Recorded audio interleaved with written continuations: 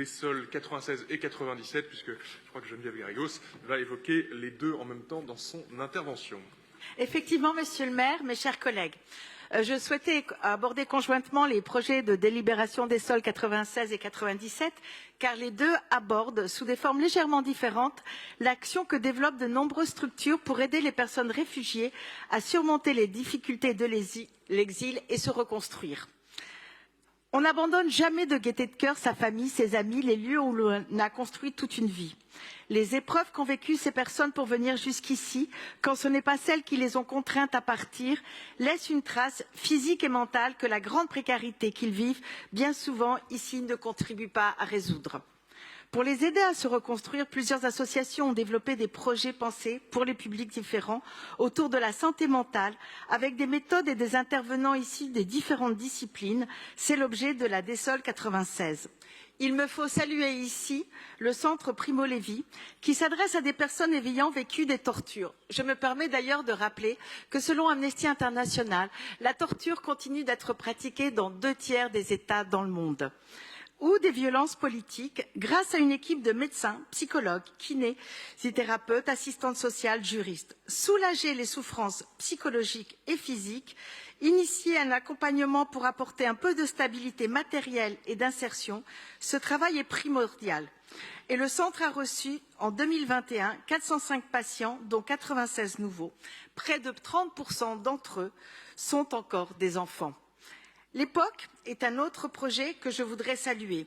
Outre des ateliers spécifiques, dont l'un se déroule dans une cité du 20e et qui s'adresse à des publics variés, des femmes, des jeunes, les psychologues de l'Époque mettent à profit les termes et les lieux de distribution de la Chorba pour se mettre à la disposition des personnes qui attendent, échanger avec eux et commencer un accompagnement de manière souple.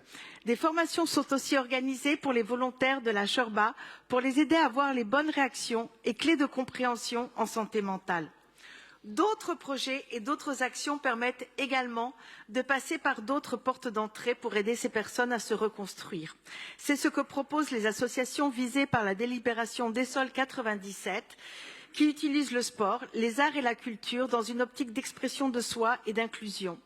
Le projet EMU conjugue ainsi toute une gamme d'expressions créatives, la radio, la musique, la cuisine, la sérigraphie, la céramique, et y associe des activités thérapeutiques comme des groupes de parole ou des consultations encadrées par des professionnels. Good Chance Theatre et Alter Ego ont, eux, recours au théâtre. Pour l'un, autour d'une optique transnationale et revendicative autour du 20 novembre, journée des droits de l'enfant, et dans l'autre, autour d'une perspective plus clairement thérapeutique. Enfin, Kaboubou allie sport pour toutes et tous, valorisation des compétences et rencontre de l'autre par une kyrielle d'activités sportives, en particulier pour les femmes.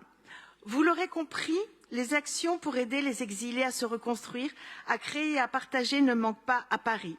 Si les souffrances de l'exil, les traumatismes sont réels, les accompagnements imaginatifs qui leur permettent de retrouver le sourire et l'envie de vivre ne sont pas moins une réalité.